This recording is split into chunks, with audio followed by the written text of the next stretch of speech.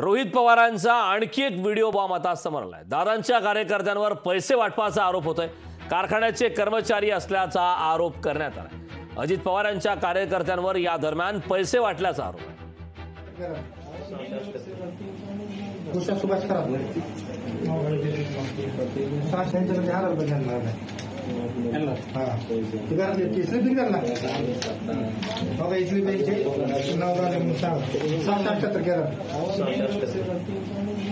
सुभाष खराब